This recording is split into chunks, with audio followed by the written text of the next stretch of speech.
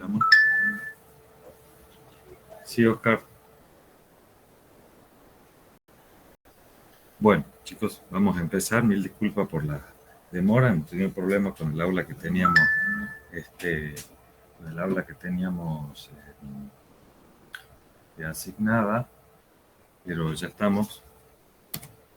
La clase de hoy es la clase sobre información genética. Es el primer tema que vemos dentro de la unidad 7. Como estamos un poco tarde, voy a ir un poco más rápido con algunas cuestiones generales. Yo les dejo acá algunos conceptos que son importantes que ustedes recuerden, pero fundamentalmente me interesan dos conceptos que tengan que recordemos. Uno es el de genotipo y otro es el de fenotipo. Son dos conceptos que tenemos que tener en claro. Recordemos que ¿dónde está mi puntero? Sí. Recordemos que el genotipo es la composición genética. De esta forma es así. Recordemos entonces que el genotipo es la composición genética que tiene el microorganismo. ¿Sí? Eso es la composición genética. Y fenotipo es la parte que es lo que podemos ver, medir, cuantificar, lo que se está expresando. ¿Sí? Si bien hay otros conceptos, algunos los vamos a ir viendo directamente sobre la clase y otros se los dejo acá para que los tengan. Recordemos algunas cosas que son la base de todo esto que es parte de la información genética. Recordemos entonces que el código genético tiene 4 bases. 2 son púricas y 3 son pirimídicas. Entre las púricas está la A, la G, y las pirimídicas la C, la T y la U, pero que la U tenemos en el RNA, ¿sí? En el DNA no tenemos U, tenemos T.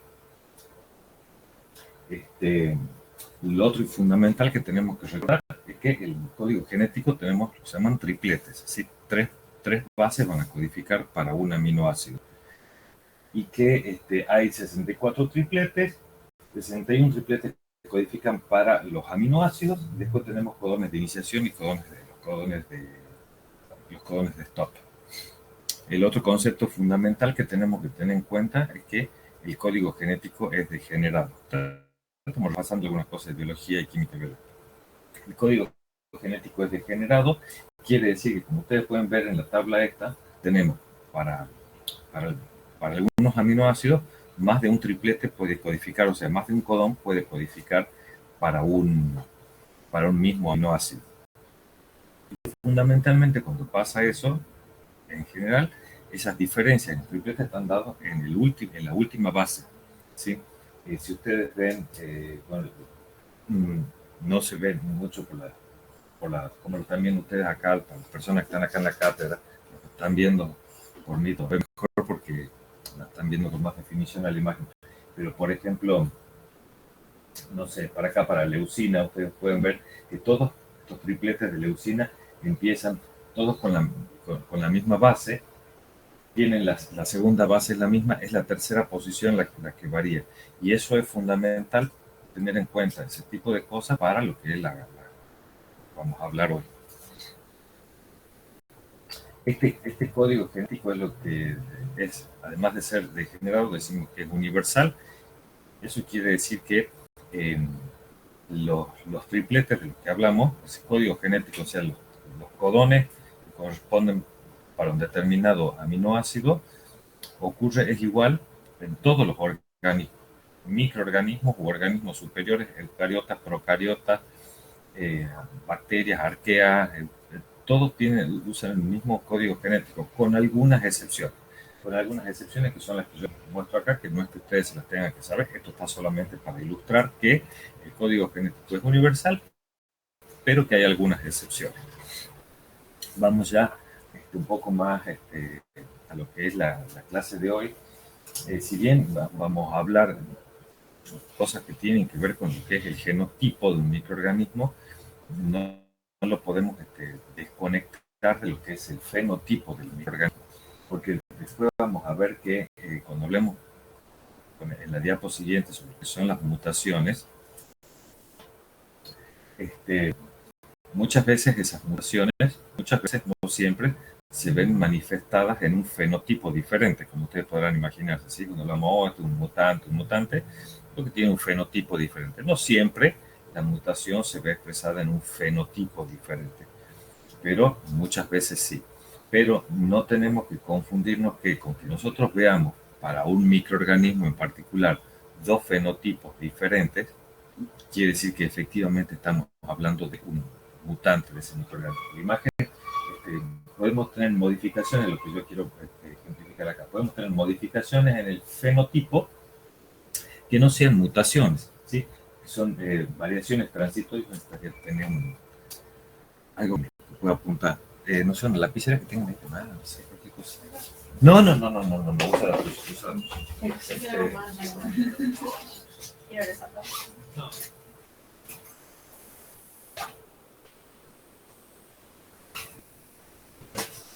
Bueno, podemos tener lo que son modificaciones transitorias que no sean heredables, porque la característica de la mutación es que es heredable, ¿sí? La célula madre se lo pasa a la célula hija, para que eso sea una mutación.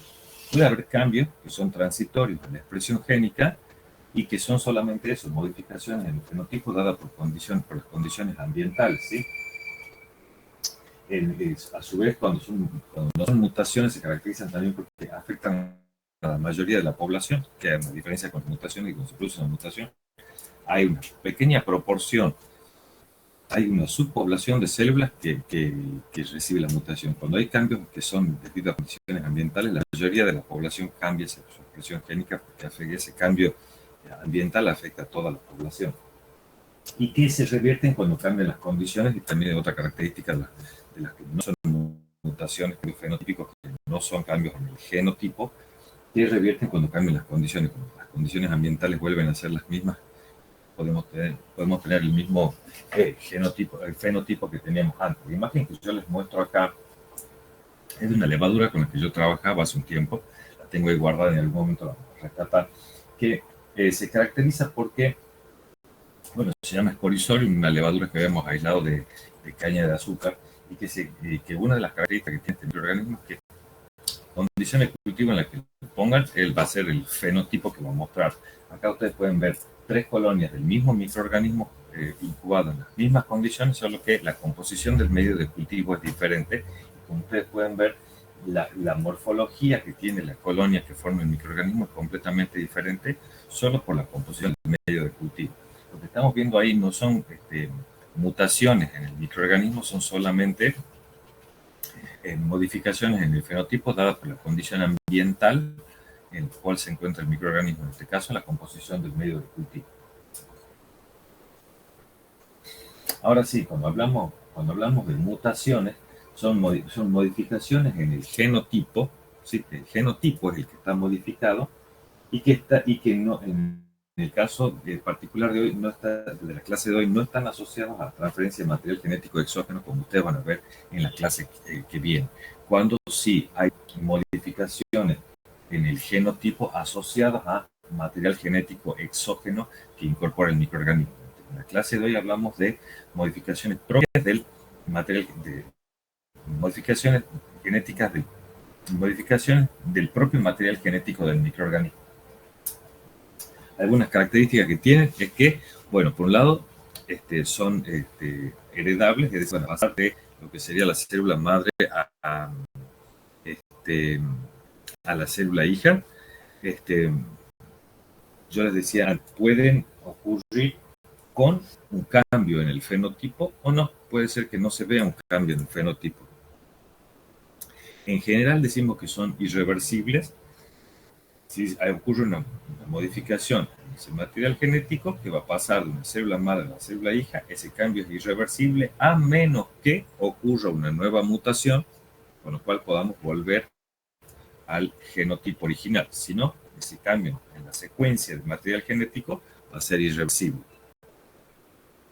Otra característica, se da en una pequeña fracción de la población. Cuando ocurre una mutación, ocurre en una pequeña proporción de la población, y algunas características que pueden tener esas mutaciones, de las que vamos a hablar más adelante, que sean selectivas, no selectivas, espontáneas, inducidas, etcétera. Más bien podríamos decir son formas de clasificar esas mutaciones. Vamos a ver. Yo les decía recién que acá abajo yo les decía que pueden ser espontáneas o inducidas. Espontáneas cuando ocurre de forma, bueno, como la misma expresión está diciendo, de forma espontánea, ocurre esa mutación, esa modificación en la secuencia del material genético. Inducida es cuando artificialmente nosotros podemos agregarle algo al microorganismo que va a inducir la, la, la mutación. Las espontáneas,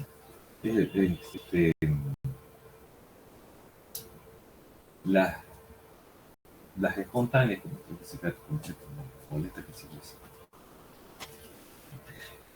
las espontáneas se dan, como dice ahí, por actividad normal del microorganismo, ¿sí? Cuando durante la replicación pueden ocurrir durante la replicación, reparación, recombinación de DNA, pueden ocurrir estas modificaciones en la secuencia del material genético. En general pueden ser, llamamos mutaciones, esas modificaciones pueden ser de muchos tipos, y uno de esos tipos son cuando hablamos de mutaciones puntuales, es decir, cuando hay un par de bases que se modifican. Un par de bases porque ustedes saben que una base está pareada con otra base. El material genético es básicamente bicatenario en el ADN, y por lo tanto cuando hablamos de un par de bases, las mutaciones puntuales son cuando ocurren cambios en un par de bases particulares. Y ese par de bases que se modifica, pues el efecto puede ser tremendo para el microorganismo. Estas mutaciones puntuales pueden ser lo que se llaman transiciones o transversiones. Transiciones es cuando una base púrica se modifica o se cambia por otra base púrica, o una pirimídica por otra base pirimídica. ¿Sí? Una T que se cambia por una C o viceversa, o una A que se cambia por una G o viceversa. Las transversiones es cuando una púrica se cambia por una pirimídica o una pirimídica por una púrica. Son más frecuentes las transiciones que las transversiones porque es más posible que una base se cambie por otra de su mismo tipo y una base se cambie por otra de tipo diferente. Por eso son más comunes las transiciones que las transversiones. Como ustedes pueden ver en este ejemplo de acá abajo, se puede ver cómo en esta secuencia original las transiciones que podría ser, por ejemplo, veamos acá la doble hebra que tenemos acá arriba. La secuencia de arriba dice ATGC. Una transición puede ser cuando, como estas dos que tenemos ejemplificadas acá, o transversiones que son cualquiera de estas que tenemos ejemplificadas aquí abajo. ¿Por qué ocurren estas transiciones? Porque yo les decía, son espontáneas, ocurren de forma natural, ocurren durante la replicación, reparación, recombinación, y ocurren de forma natural, espontáneamente. Todas las células pasan por este proceso. Lo que pasa es que, si bien todas las células pasan por este proceso, los sistemas organismos tienen sistema para reparar cuando ocurren. Lo que pasa es que ahí ocurren algunos casos específicos en los cuales, o puntuales en los cuales, estas mutaciones pasan el sistema, ahí pasan el sistema de reparación que puede tener, y la mutación va a pasar de una generación a la otra. ¿Por qué ocurren muchas veces estas mutaciones puntuales? Ocurren muchas veces creo que dice las bases moleculares de las transiciones. ¿Por qué? ¿Por qué ocurren esto? Ocurre muchas veces porque las bases nitrogenadas están en equilibrio. Si ustedes recuerdan de química orgánica, cómo puede haber, podemos tener dos estructuras químicas pueden estar en equilibrio unas con otras. Las bases nitrogenadas están en equilibrio con su forma tautomérica. El tautómero, recuerden que el tautómero es una estructura, un compuesto que tiene básicamente la misma composición, pero que hay un grupo funcional que está ubicado en otra posición. Es el tautómero. Bueno, entonces, las bases nitrogenadas, como ustedes lo tienen aquí al lado, la adenina está en equilibrio con su correspondiente forma tautomérica, la citosina, la guanina, la timina están todos en equilibrio con su correspondiente forma tautomérica, y como ustedes pueden ver en las flechas que están acá, estas flechas están indicando que el equilibrio de la reacción está muy desplazado hacia la forma que es la que todos conocemos, digamos, ¿sí? Pero que hay una pequeña proporción, como ustedes pueden ver esquematizado por el tamaño de la flecha, una pequeña proporción de la forma tautomérica, que es la que no se aparea, como sabemos nosotros que normalmente se aparearía. La forma tautomérica de la A, que es la forma imino de la A, normalmente la A se va a aparear con quién, se va a aparear con la T. Pero la forma tautomérica de la A se va a aparear con una G. Perdón, se comporta como una G y por lo tanto se aparea con quién. Si se está comportando como una G, exactamente, se va a aparear con una C. La forma tautomérica de la G se comporta como una A y por lo tanto va a pasar a aparearse con una T, ¿sí? Y así sucesivamente. Voy a ver si puedo salir acá de la presentación. Siempre se comportan como la misma, o sea, siempre va a ser A, G, G, A, y no pueden ser A, T, comportarse. No. Ahí está, chico. Sí, a ver, Oscar, vos estás viendo bien, ahí estás viendo todo, no se está viendo. Ellos también nos roban.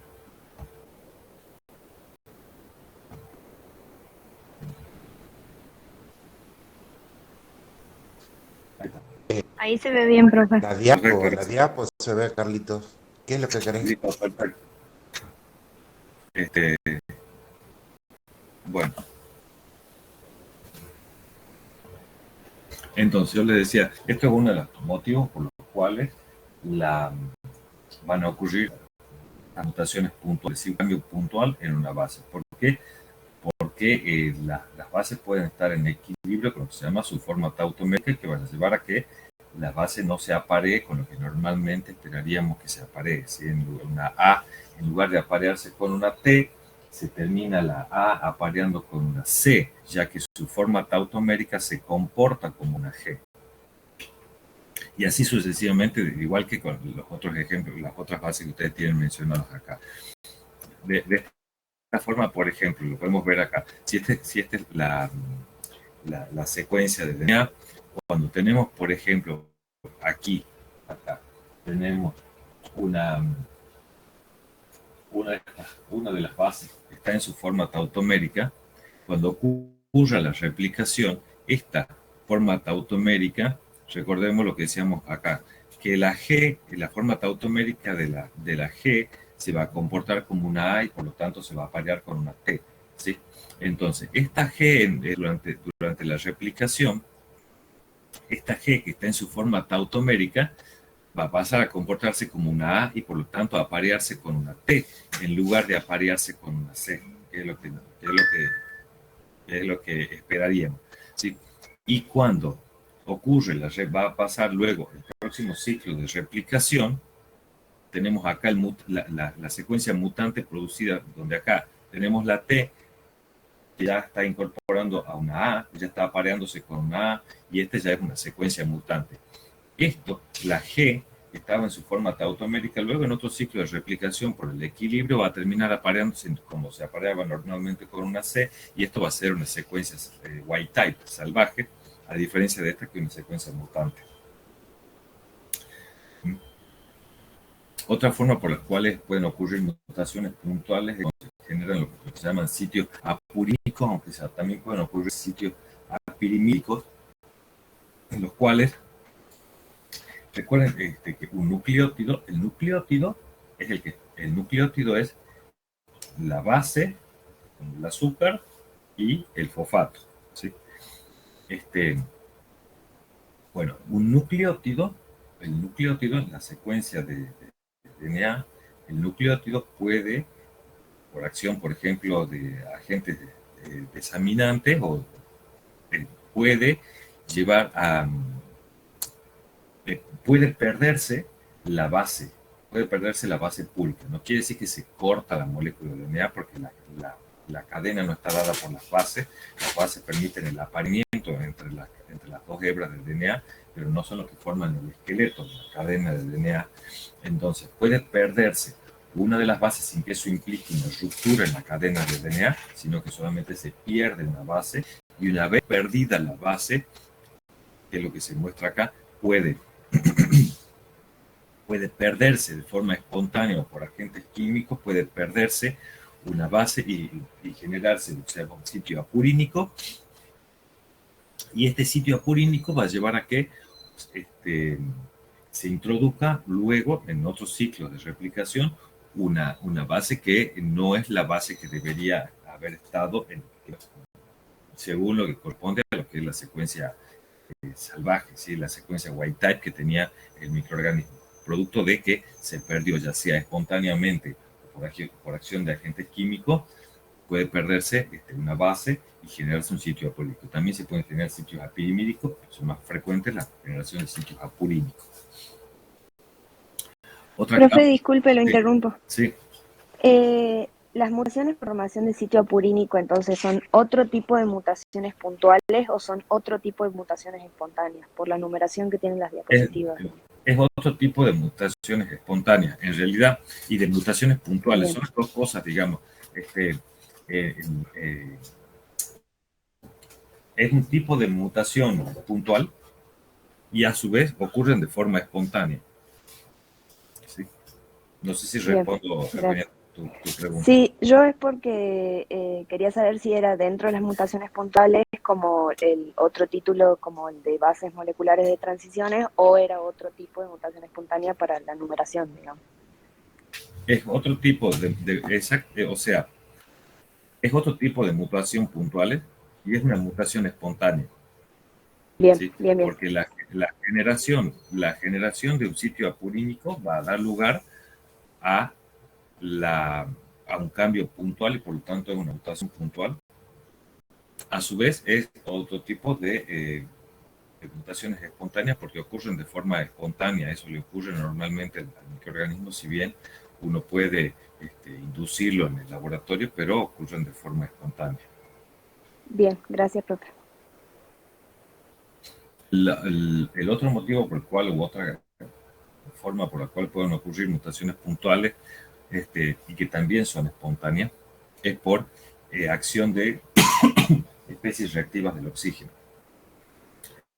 En el metabolismo normal del microorganismo se generan especies reactivas del oxígeno, como ustedes ya han visto en otras clases. Y si bien normalmente el microorganismo tiene sistemas para depurar esas especies reactivas del oxígeno, hay situaciones en las cuales está sobrepasada el sistema de defensa frente a las especies reactivas del oxígeno, que no se genera un estrés oxidante. Y en ese caso, estas especies reactivas del oxígeno pueden inducir mutaciones.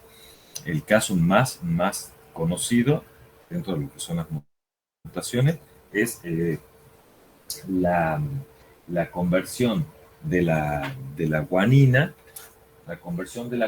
por acción del radical hidroxilo. La guanina se convierte en este compuesto que se abrevia como 3-oxo de G, que donde la guanina en esta forma pasa a aparearse con una adenina. En lugar de la guanina aparearse con una citosina, pasa a aparearse con una adenina por el efecto de la modificación por las especies reactivas del oxígeno de la base. ¿Sí? Y luego tenemos lo que son las mutaciones por desplazamiento del marco de lectura. Esto ocurre cuando, si ustedes ven, por ejemplo, acá en el centro del esquema, normalmente en esta secuencia, lo que ustedes ven acá a la derecha, o sea, acá sería el correspondiente RNA mensajero donde tenemos 3 codones, según el ejemplo que tenemos acá. Eso sería la secuencia normal. Recuerden ustedes que para entender esto es fundamental que tengamos en cuenta que lo que yo les decía antes, que son 3 repasemos, son 3 las bases que van a conformar lo que se llama un codón. Y recordemos el concepto de marco de lectura. Es fundamental que tengamos en cuenta el concepto de marco de lectura para entender esto que yo estoy por contar. El marco de lectura, recuerden ustedes que... ¿se acuerdan lo que es el marco de lectura? Sí. ¿Ustedes se acuerdan lo que es el marco de lectura? ¿No? Está bien, estamos acá para recordarlo, ¿sí? Esto no es examen, estamos acá para recordar. Ustedes recuerden que si nosotros tenemos una secuencia de un ácido nucleico bicatenario, pensemos en eso, un ácido nucleico que es bicatenario, o sea, ADN. Nosotros tenemos 2 hebras y una de las hebras la leemos en un sentido y la otra hebra la leemos en el otro sentido. Ahí estamos. Y en esa hebra puede ser que yo empiece a leer desde el nucleótido, supongamos la hebra de arriba. Yo le empiezo a leer desde el primer nucleótido, desde el segundo nucleótido, o lo podría empezar a leer desde el tercer nucleótido. Si yo leo desde el cuarto nucleótido, es lo mismo que si yo hubiese empezado a leer desde el primero, porque voy tomando de a 3. ¿Sí? Eso me va a dar, en la hebra de arriba, que yo la leo de izquierda a derecha, me va a dar 3 posibilidades para leer esa secuencia del nucleótido. Y si lo mismo pienso en la hebra de abajo, que la leo desde derecha hacia la izquierda, tengo otras 3 posibilidades. Eso me está dando 6 posibilidades para leer una secuencia de ADN bicatenario, ¿sí? Por lo tanto, esos son los que se llaman los 6 marcos de lectura posibles. ¿Se acuerdan? Bien. Entonces, el esquema que ustedes tienen acá muestra la secuencia de un ácido nucleico bicatenario, DNA, donde a partir de ahí puedo tener, por ejemplo, un RNA. Donde acá tenemos 3 nucleótidos, 3 codones posibles, ¿sí? En este ejemplo.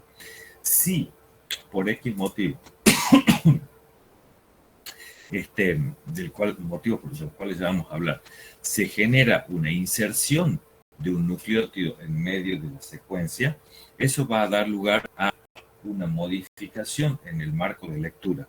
Porque yo ahora, si ustedes comparan este RNA mensajero que ustedes tienen acá con este otro que tienen acá, van a ver que se ha producido una modificación en ese marco de lectura porque se metió un nucleótido arriba y por lo tanto el RNA mensajero ahora pasa a tener esta forma, ¿sí? Producto de que se metió un nucleótido, o se puede modificar de esta otra forma si se elimina un nucleótido. Eso es una modificación del marco de lectura. Si se modifica el marco de lectura, lo que va a terminar pasando es que la secuencia de aminoácidos que va a tener esa proteína, si es que el RNA mensajero codificaba una proteína, la secuencia de aminoácidos va a ser diferente. ¿Por qué ocurren estas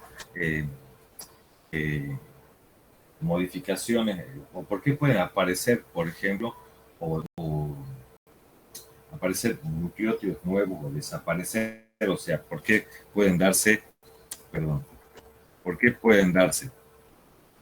estas pequeñas inserciones o deleciones? Porque acá lo que ocurrió ha sido una pequeña inserción, se ha insertado una base o acá se ha eliminado una base. Eso se llaman inserciones o deleciones. Indels. Se lo dice en inglés. Inserciones o deleciones. ¿Por qué ocurren estas pequeñas inserciones o deleciones? Pueden ocurrir, sobre todo ocurren cuando la hebra que se está copiando, cuando ocurre la replicación, en la hebra que se está copiando,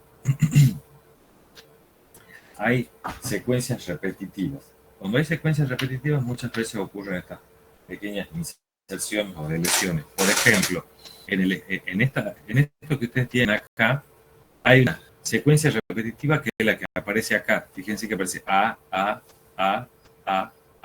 Hay varias A seguidas y eso lleva a que la hebra que se está copiando puede haber un desplazamiento de esa hebra.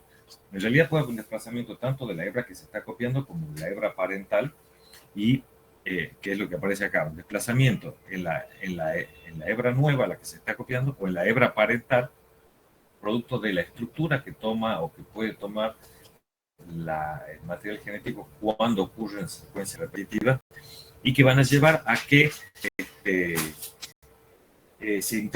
al momento de replicarse se aparezcan en la secuencia bases nuevas o menos bases, en función de que se desplace la hebra nueva o la hebra parental.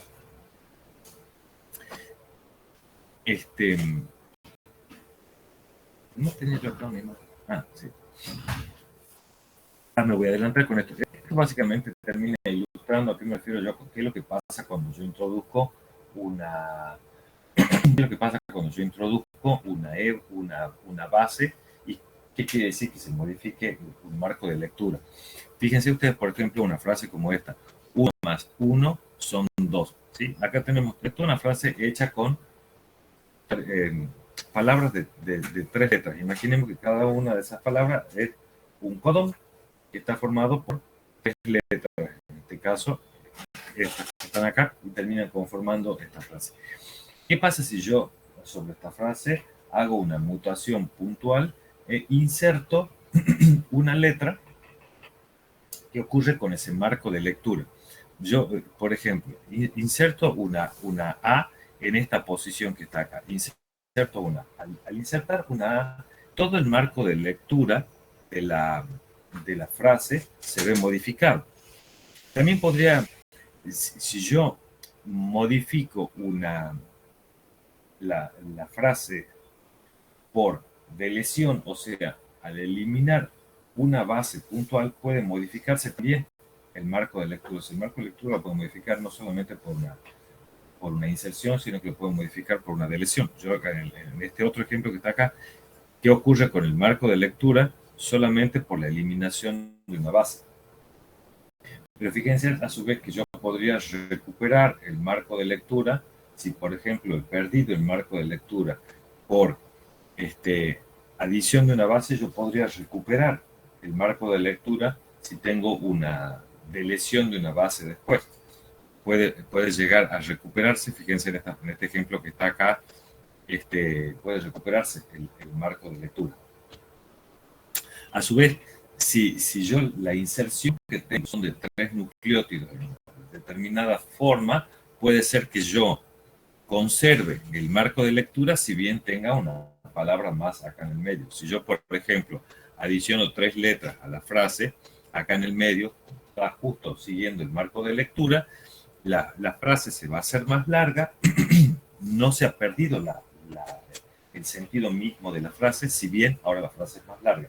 Lo mismo ocurre con las mutaciones.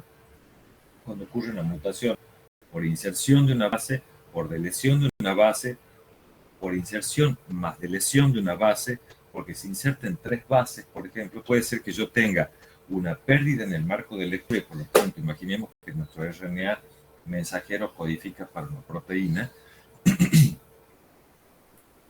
Puede ser que se genere una proteína totalmente anómala y que no funciona a lo mejor, o puede ser que ocurra una mutación y luego una segunda mutación, como yo les voy a mostrar después, y que se revierta la estructura finalmente de la proteína, porque es el ejemplo que está acá, ¿sí? Cuando yo recupero el sentido de la frase, o puede ser que se incorpore un codón nuevo, la proteína va a ser una proteína más larga, a lo mejor tiene propiedades diferentes, como sea, pero el resto de la secuencia puede llegar a ser la misma. ¿Cuáles son las consecuencias que pueden tener estas mutaciones puntuales? Pueden ser, las consecuencias que van a tener las mutaciones puntuales van a depender de dónde ocurre. Puede ser que la mutación ocurra en el promotor de un gen, y en ese caso van a afectar a la expresión de un gen. O sea, ¿se acuerdan lo que es el promotor de un gen? Recuerden que estamos tomando exámenes, así que si alguien no se acuerda, puede decir, no me acuerdo. O sea, lo mismo, ¿cómo? Más o menos. Más o menos. Recordemos que en lo que es la estructura de un gen, tenemos una parte de esa secuencia del ácido nucleico, que es la que después va a pasar a proteína, ¿sí? Si en caso de que se tratase de una secuencia que codifique para una proteína, hay una región que es la que va a pasar a mensajero y después proteína. Pero hay dentro de lo que es la estructura del gen una región que está corriente arriba, upstream, la secuencia codificante. Secuencia codificante es la secuencia que codifica para el RNA mensajero que después va a pasar a proteína. Hay una río arriba, corriente arriba, upstream, hay una región que se llama la región promotora, que es la que a donde que de alguna forma va a, no quiero entrar en los detalles para no irme por las ramas, pero es la que va a permitir que esa secuencia codificante se exprese o no se exprese en un determinado momento. Es a donde se unen proteínas regulatorias que van a permitir que la RNA polimerasa, DNA dependiente, sintetice el RNA mensajero. Un grupo de proteínas se unen ahí a la región promotora y van a permitir que la RNA polimerasa sintetice el RNA mensajero en un determinado momento. Entonces, si la mutación ocurre en la región promotora, puede verse modificada la expresión del gen, la expresión del gen. Puede ser que ocurran modificaciones en el operador, que son los sitios que también a donde se unen proteínas reguladoras. Si no se acuerdan lo que son los operadores, no dejen de venir a la clase de la semana que viene, la otra, que tiene que ver con regulación de la expresión G. ¿Profe? Sí. ¿Una mutación en el operador siempre lleva a una sobreexpresión del gen? Va a depender cómo ocurre la modificación, cuál sea la modificación. No siempre. Pues va a depender cómo sea qué efecto tenga. No se lo puede no se puede prever el cambio. Va a depender cuál sea ese cambio. Profe, Ahora puede haber una modificación.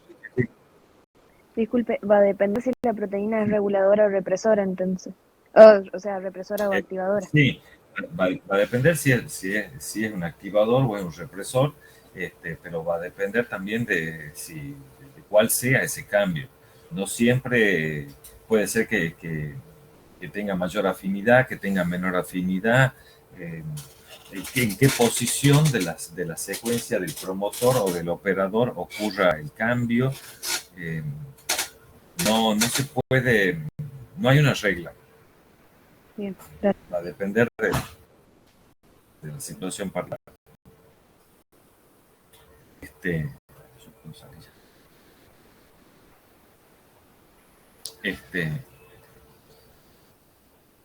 ¿Qué más? Lo otro que yo le decía, puede haber modificaciones en la región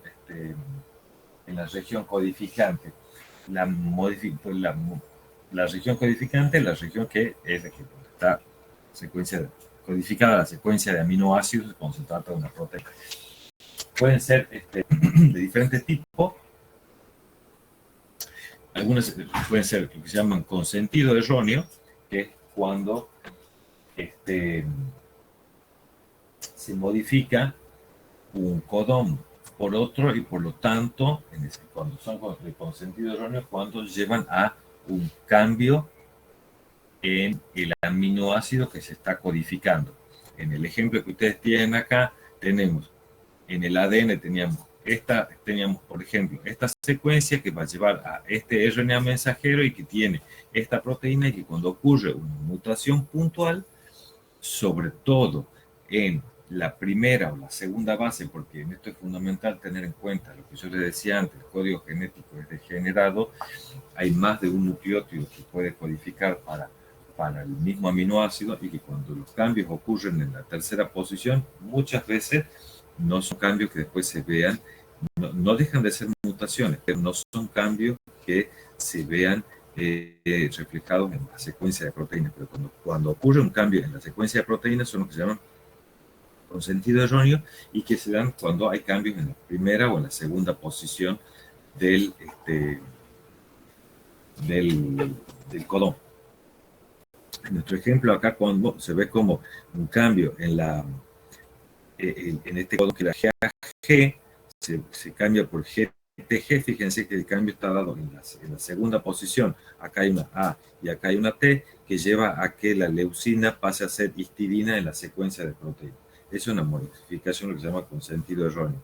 Las mutaciones también pueden ser silenciosas cuando, si bien ocurre un cambio en la secuencia de nucleótidos y a su vez es heredable, por lo tanto entramos dentro de la definición de mutaciones, se hereda y en cambio puede ser silenciosa cuando el codón termina codificando para el mismo aminoácido original. Pues recuerden que el código genético era degenerado. O puede ser sin sentido cuando se modifica el codón de manera tal que se introduce un codón de stop y por lo tanto la proteína se corta y puede eventualmente ser una proteína que sea no funcional o que pueda tener otras propiedades. Bueno, esto ya les decía. Otras mutaciones que son también espontáneas, pero ya no son puntuales, sí son espontáneas, pero no son puntuales, son los que se llaman grandes deleciones. No voy a entrar en el mecanismo molecular de esto porque no es ya son cosas que ustedes han visto en química biológica o en biología celular, lo ven también, pero no es materia nuestra. No voy a entrar en los mecanismos, pero a lo que hablamos cuando hablamos de mutaciones por grandes deleciones ocurren cuando en la secuencia del ácido nucleico tenemos secuencias, que son las que aparecen acá, que son secuencias idénticas, orientadas de la misma manera y que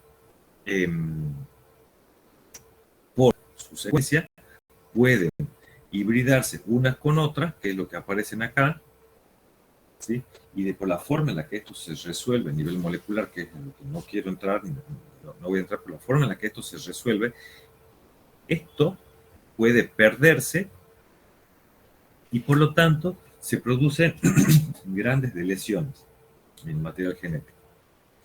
Insisto, no es materia de microbiología general entrar en cómo es que esto se resuelve a nivel molecular, pero cuando están orientados de la misma manera, en el mismo sentido, estas secuencias repetitivas están orientadas de la misma manera, esto se resuelve muchas veces de esta forma que lleva a grandes deleciones.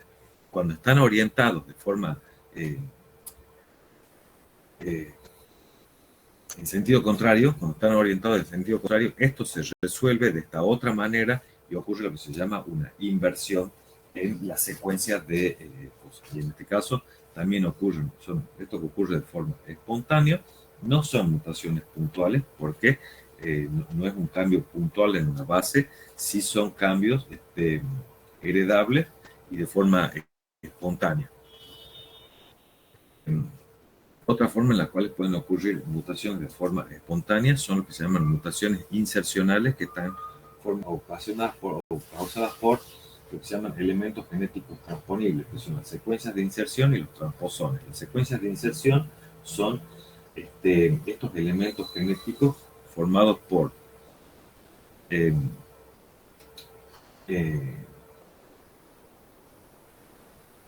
estos que son las secuencias, pequeñas secuencias que son repetidas e invertidas, que son estas que están acá, y un gen en el medio que codifica para una transposasa, que es la enzima que permite que esta secuencia se mueva desde una zona del material genético a otra zona. Puede ser que esto pase desde un plásmido al cromosoma, del cromosoma al plásmido, como sea, pero esta secuencia que se llama secuencia de inserción, puede insertarse ya sea en una secuencia codificante, en una secuencia regulatoria, y modificar la expresión de un determinado gen. similares a las secuencias de inserción, están transposones. Los transposones están formados por dos secuencias de inserción y en el medio un material genético que muchas veces codifica para donde están codificados cassettes de resistencia a determinados antibióticos. No sé si ustedes se acuerdan de algo de esto de química biológica, ¿no? Como hemos visto Muy solo con rápidamente, ejemplos. sí. Pero básicamente son secuencias, repetidas que en el medio tienen un transposón, en el caso de la secuencia de inserción, y las tramposas y los transposones que son como dos secuencias de inserción y que tienen en el medio cassette de resistencias a antibióticos.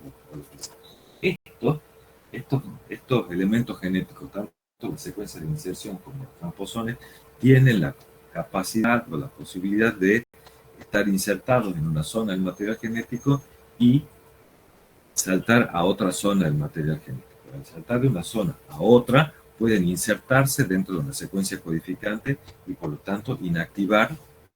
Normalmente van a ser inactivaciones de determinados genes.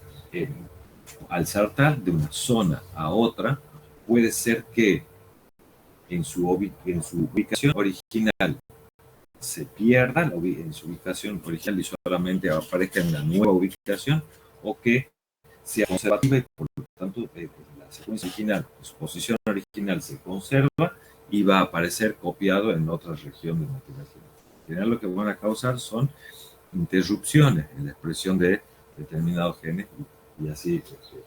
El esquema que ustedes tienen acá abajo muestran cómo en determinados sitios del material genético del cromosoma, por ejemplo, estas secuencias repetitivas usan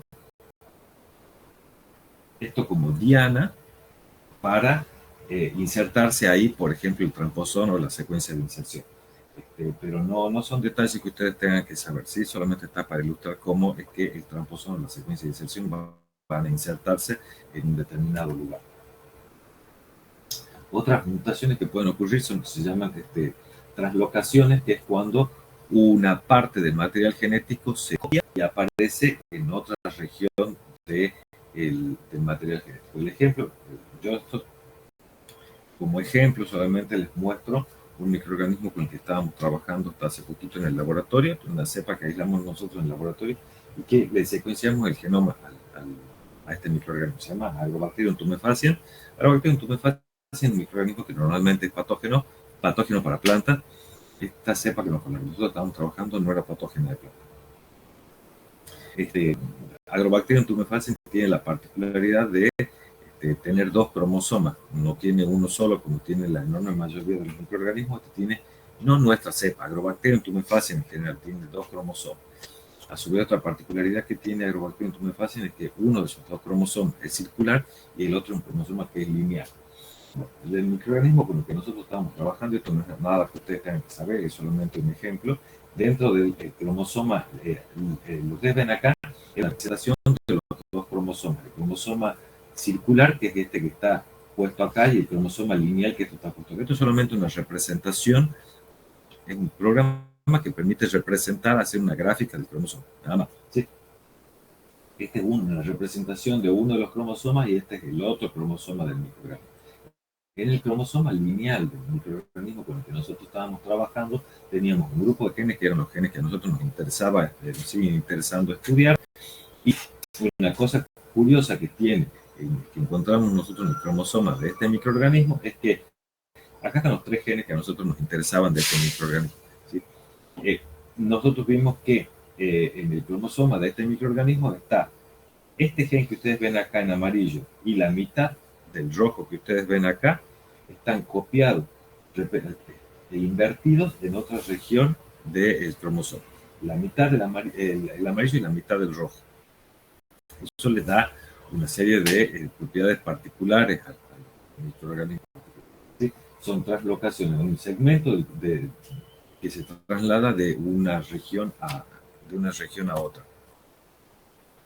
También están las duplicaciones en tándem, que es cuando una secuencia se copia una después de la otra, Si esta secuencia se copia, ustedes piensan que esta secuencia, por ejemplo, codificaba para una proteína en particular y esa proteína en particular tenía una función en particular. En el momento que se copian y se copian así en tándem, parecen copiados una después de otra, de repente empiezan a ver estas secuencias, pasan a tener presiones selectivas diferentes, ya que una de las secuencias puede ser que conserve la función original y la segunda, al haber una primera secuencia que conserva la función original, esta segunda secuencia puede tener una presión selectiva diferente y por lo tanto puede modificarse evolutivamente diferente a la secuencia original y tener propiedades particulares. Es decir, si esta secuencia codificaba para la proteína A, esta secuencia ahora nueva puede sufrir mutaciones que lleven a que se sintetice o se codifique una proteína nueva con propiedades nuevas. Luego de haber hablado de lo que son las mutaciones espontáneas, vamos a hablar ahora de algunos detalles que tienen que ver sobre mutaciones. Dos conceptos. Uno, el concepto de tasa de mutación y otro, el concepto de frecuencia de mutantes. Tasa de mutación, si alguien ha impreso las diapos de años anteriores, modifiquen esta definición que aparecían en las diapos del año pasado.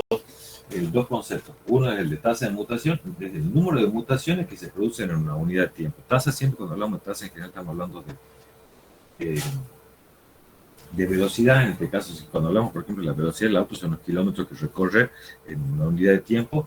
Acá son el número de mutaciones que se producen por unidad de tiempo. Eso es la tasa de mutaciones. Y que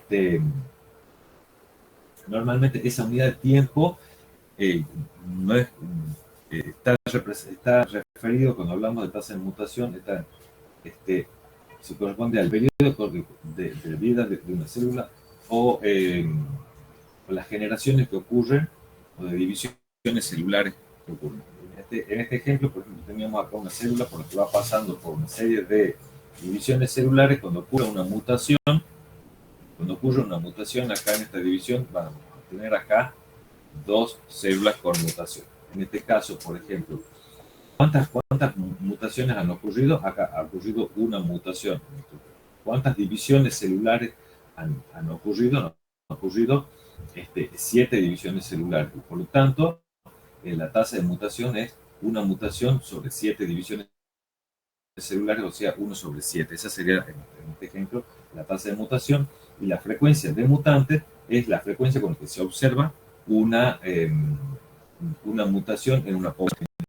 En el ejemplo que tenemos acá, nuestra población serían 1, 2, 3, 4, 5, 6, 7, 8 células en nuestra población, en nuestro ejemplo, y tenemos 2 células que son mutantes. Por lo tanto, 2 de 8 son mutantes. Es lo mismo que yo diga 1 de 4, ¿sí? Es lo mismo que diga 1 de 4, es decir, 0,25, y que es lo mismo que decir el 25% de la población es mutante. Eso sería la frecuencia del mutante, y la tasa de mutación es el número de mutaciones que ocurren por unidad de tiempo. En este caso, la unidad de tiempo en general son el número de divisiones celulares. Otro concepto importante, lo que decíamos al comienzo cuando decíamos las mutaciones son irreversibles, siempre son irreversibles, no siempre son irreversibles. Hay casos en los cuales las mutaciones pueden ser reversibles. Por un lado tenemos lo que se llaman retromutaciones, que es cuando ocurre una nueva, luego de haber pasado una mutación, puede haber una nueva mutación, que es cuando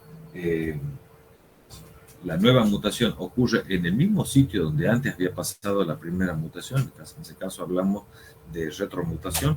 O podemos hablar de supresiones, que es cuando ocurre una nueva mutación, pero en otro sitio. Una mutación en otro sitio, y puede ser que en ese caso no se va a restaurar el genotipo, pero sí puede ser que la nueva mutación restaure el fenotipo. Las retromutaciones restauran el genotipo y las supresiones ocurren en otros sitios y no restauran el genotipo, pero sí el fenotipo. Estas supresiones pueden ser supresiones indirectas o directas. Indirectas quiere decir que la segunda mutación anula las consecuencias fenotípicas de la primera mutación. Supongamos que la primera mutación ha interrumpido una vía de utilización de un determinado sustrato, una primera mutación. Puede ocurrir una segunda mutación, que son las supresiones indirectas, que esa segunda mutación de alguna forma permite que ese sustrato que había dejado de ser utilizado vuelva a ser utilizado por una vía metabólica nueva que se puede haber abierto producto de una nueva mutación.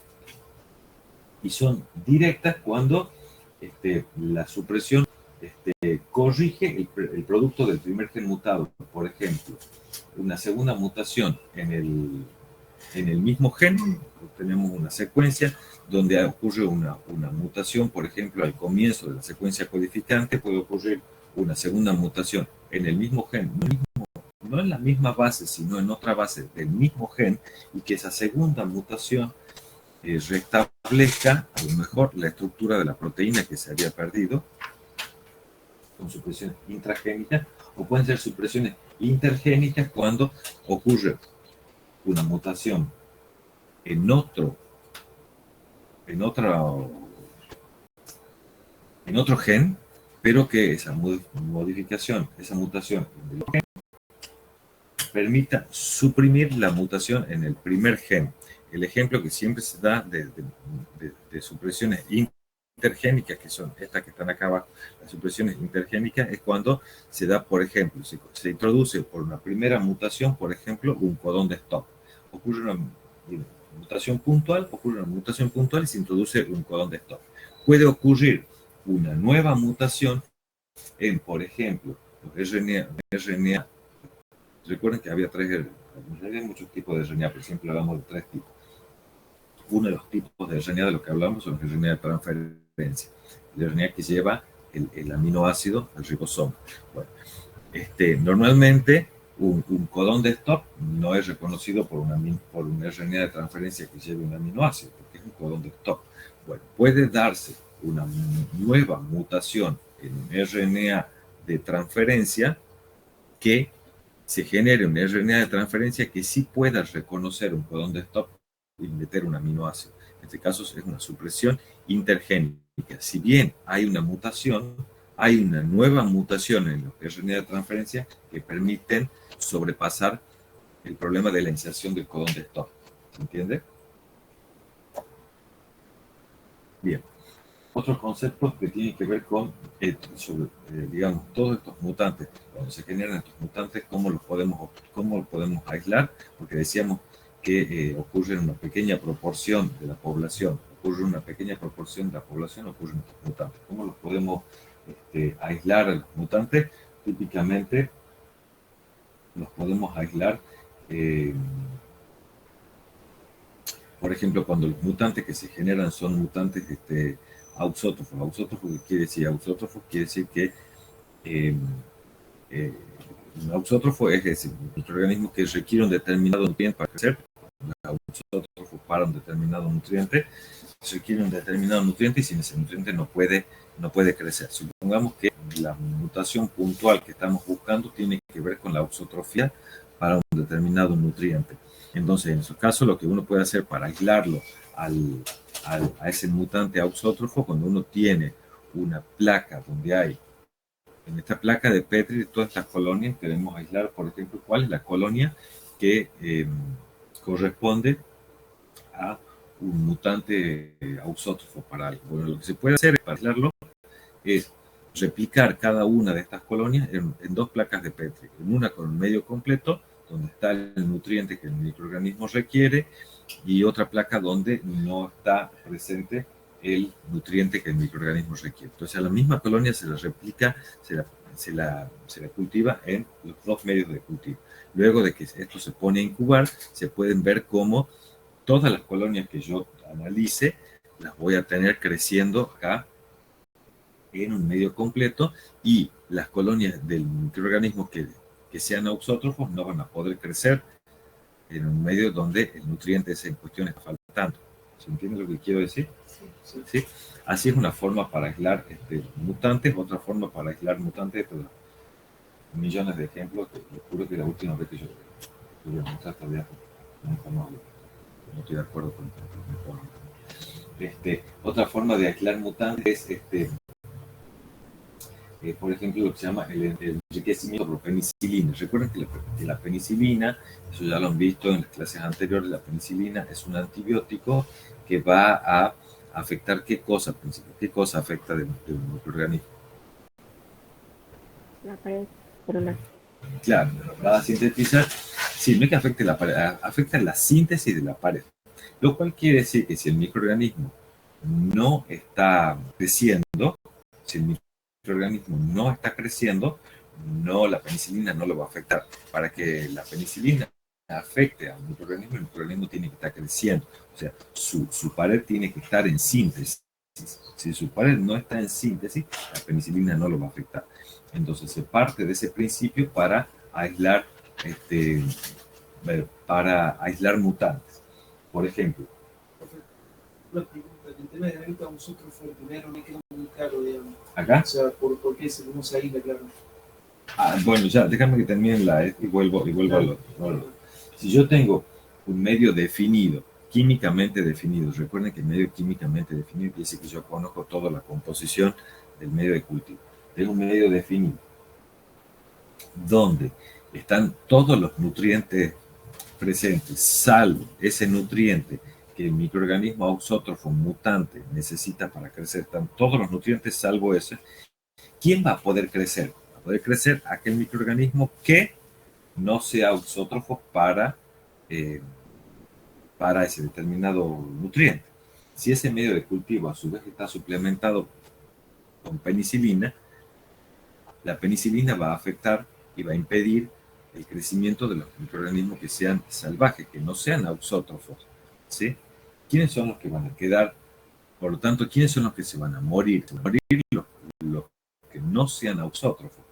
Entonces, si yo en medio de cultivo le agrego penicilina, se van a morir todos menos los mutantes. Y luego, yo siembro en un medio complejo, ¿quiénes son los que van a poder crecer? Van a crecer los que han sobrevivido, que son los mutantes. Lo que yo decía antes, ¿cómo es tu nombre? Disculpa. Alfonso. Si yo quiero en esta placa de Petri, donde hay un montón de colonias, saber cuáles son los mutantes y cuáles son los salvajes, porque yo le decía, la mutación va a ocurrir en una pequeña proporción de la población. El tema es, en esta placa de Petri que tenemos acá, cuáles son los mutantes y cuáles son los salvajes, lo que podríamos necesitar saber. Lo que yo puedo hacer si es que la mutación tiene que ver con la auxotrofía, si es que la mutación tiene que ver con la auxotrofía, yo puedo replicar cada una de estas colonias en dos medios de cultivo diferentes. Un medio de cultivo completo y un medio de cultivo que sea selectivo, o sea, donde estén, en nuestro ejemplo, todos los nutrientes menos ese que el microorganismo requiere. Entonces, ¿quiénes van a crecer en el medio completo? Todos. ¿Quiénes van a crecer en el medio sintético donde el nutriente está faltando? ¿Quiénes van a crecer? Todos menos los auxótrofos, o sea, todos menos los mutantes. Entonces, yo comparando una placa con la otra, puedo saber cuál era la placa, cuál era la colonia que correspondía al mutante. Los que no crezcan serán los mutantes, porque es donde está faltando ese nutriente. Todo esto siempre y cuando el medio de cultivo, la mutación tenga que ver con la auxotrofía. Bueno, las imágenes que ustedes ven acá también muestran cómo los mutantes en realidad los podemos aislar de diferentes maneras, no solamente mediante un enriquecimiento con penicilina o con estas placas selectivas. Los mutantes pueden aparecer en cualquier situación y si nosotros prestamos atención a la placa de Petri con la que estamos, a la placa de Petri, lo que sea nuestro material de trabajo, podemos ver pasar delante nuestro muchísimas veces, lo vamos a ver pasar a a los mutantes. La imagen que ustedes ven acá tiene este simbolito acá arriba porque en el PDF no está subida esta imagen porque no me parece hacerlo gastada plata con las impresiones, digamos, con el cuento que no es más que una foto. La imagen que ustedes ven acá, esto es, esta foto muestra un pedacito de una placa de Petri donde se sembró un microorganismo y ese microorganismo se lo sembró de manera tal de que se obtenga un césped, ¿sí? ¿Se sabe lo que es un césped? Si no saben, bueno, tienen la oportunidad de decir césped. En lugar de tener colonias puntuales, aisladas así, veo algo que cubre de forma homogénea toda la superficie de la placa. Se lo sembró el microorganismo de manera tal de que una vez incubado genere un césped o tapiz.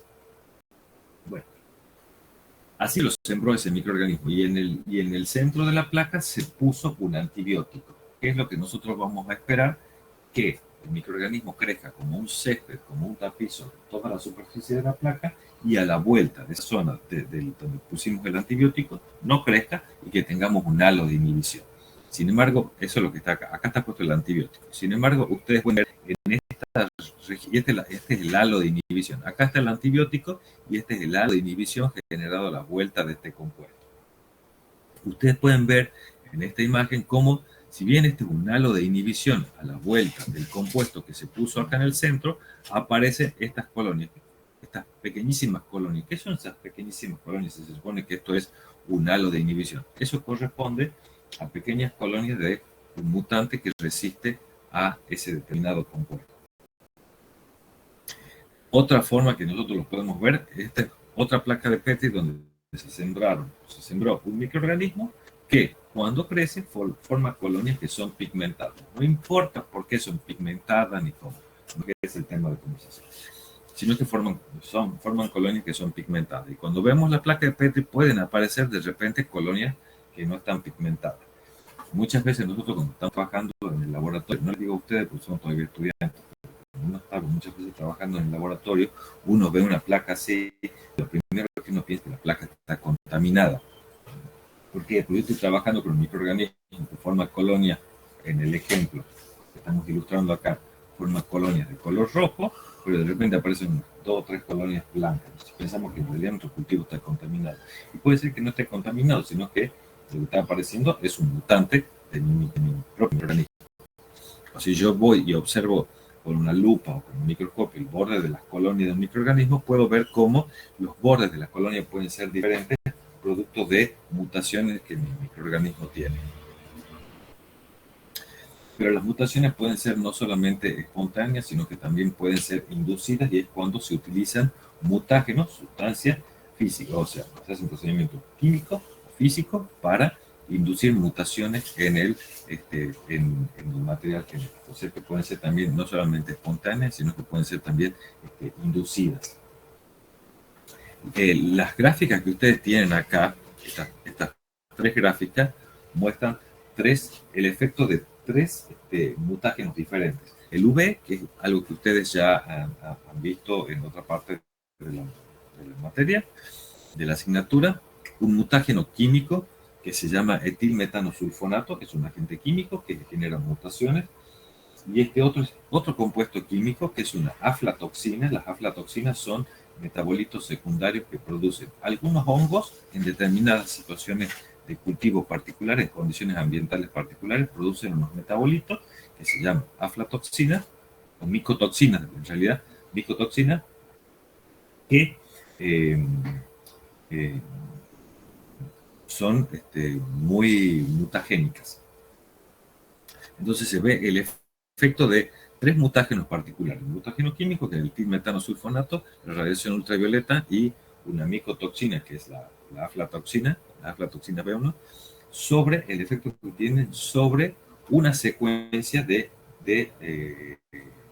ácido nucleico. La secuencia de ácido nucleico está representada por la línea negra horizontal que ustedes ven acá. Las líneas negras horizontales que ustedes ven acá representan a la secuencia de un ácido nucleico.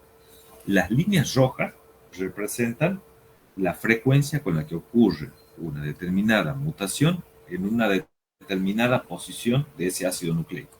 Entonces, en este ácido nucleico, en realidad se está comparando el mismo ácido nucleico, el efecto sobre el efecto de los tres mutágenos sobre el mismo ácido nucleico, si no, no podemos comparar. Entonces, se puede ver, por ejemplo, cómo el etilmetanosulfonato produce cambios del tipo GC-TA con esta frecuencia en estas posiciones, que es diferente a los cambios, a las frecuencias que se pueden observar por acción de la radiación ultravioleta o por acción de esta micotoxina en estas posiciones. Los cambios AT a TA son mucho menos frecuentes para esta secuencia de ácido nucleico por el etilmetanosulfonato que, por ejemplo, por la micotoxina. ¿Sí? Se pueden ver acá también transiciones y transversiones. ¿Sí? Básicamente lo que les quiero mostrar con esta imagen es que los mutágenos tienen preferencia por un tipo de mutación y por un sitio de mutación en particular. No todos los mutágenos producen modificaciones con del mismo tipo y en el mismo lugar. Según el tipo de mutágeno, el lugar donde van a ocurrir y cuál va a ser el cambio que va a llevar a cabo ese mutágeno en particular. Ya sabemos que la agente físico de la radiación ultravioleta, no me voy a detener en esto porque ya lo han visto en otras partes de la asignatura. Voy directamente a los agentes químicos. Dentro de los agentes químicos tenemos análogos de base, o sea, tienen una estructura química tal que se parece mucho a una base, pero no es una base. Se parece mucho a una base, pero no es una base. Entonces, toda la maquinaria de replicación del material genético de la célula toma a este agente químico, ya que se parece mucho, lo toma, lo incorpora como si fuese una base, y eso lleva a un apareamiento erróneo de las bases, ¿sí? Por ejemplo, el 5-bromouracilo, que es un análogo de la T, al comportarse como si fuese una T, va a producir transiciones de AT a GC.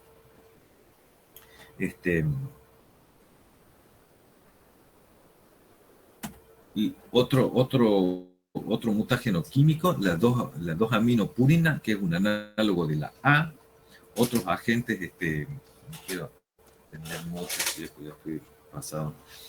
La 2-aminopurina, que es un análogo de la A, que produce transiciones del tipo AT a GC. Los agentes desaminantes o hidroxilantes, como por ejemplo el ácido nitroso, van a producir desaminaciones o van a producir hidroxilaciones que produce, eso llevan a modificaciones en las bases y por lo tanto apareamientos erróneos. Todos estos compuestos terminan funcionando de la misma manera, tanto en los análogos de bases como la 2-aminopurina, los agentes desaminantes o hidroxilantes. Todo esto básicamente lo que terminan haciendo es llevar a un apareamiento erróneo de las bases. Acá tenemos otro, dentro de los agentes desaminantes tenemos el ácido nitroso y la hidroxilamina, que también todos terminan con lo mismo, apareamientos erróneos de las bases. Los agentes alquilantes que van a, como el etilmetanosulfonato que yo mencionaba antes, que también van a alquilar el material genético y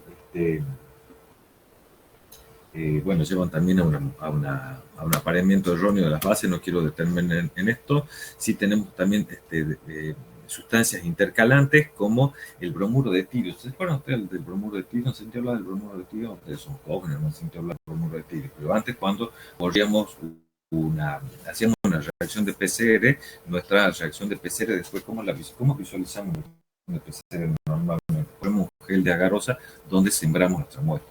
Pero después que sembramos nuestra muestra en gel de agarosa, no solamente porque sembramos, después miramos y lo miramos hacia el gel y la vemos a nuestro producto de amplificación. No, lo tenemos que mirar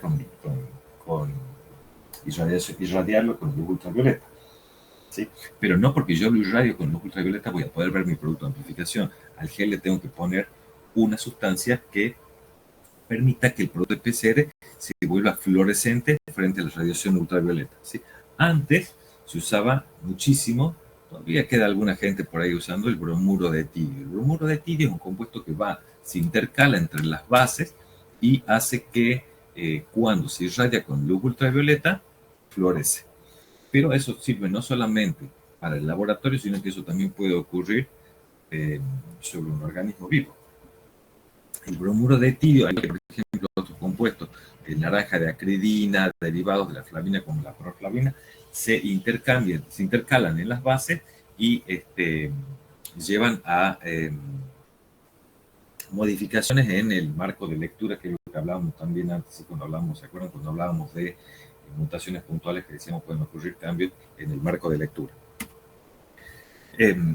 Agentes que bloquean el emparejamiento base, como por ejemplo la toxina que yo también mencionaba hace un ratito, una micotoxina que va a producir, que va a producir un bloqueo del emparejamiento de las bases. Acá tenemos un esquema de la estructura de este compuesto. Con eso termino. Lamento la demora, bueno, el inconveniente que hemos tenido temprano nos ha llevado a esto. Ahora, si alguien tiene alguna pregunta, voy a tratar de responderles, y si no, cuando les surjan, pueden acercarse con cualquier duda que tengan. ¿De Biblia nomás? ¿Para esto se usó el Brock o hay un libro más profundo? Para esto se usó el Brock, y yo le complementé con algunas imágenes propias, digamos, que por ahí saqué. Y si no, también hay otro libro de microbiología que es muy completo, que está muy copado, que se llama Prescott, que tiene con doble T al final, Prescott, de microbiología. Si alguien en algún momento lo necesita, se acerca, yo le digo dónde lo pueden conseguir. Pero está complementado con eso. Gracias. Sí. ¿Alguna otra duda? ¿Cómo? ¿El libro cómo se llama? Prescott. Prescott, tiene doble T al final, Prescott. Muy buen libro de microbiología. Así que no sé, si alguien también de los que están conectados tiene alguna duda y quiere... No, Si profe, no, gracias. No, bueno, profe, gracias.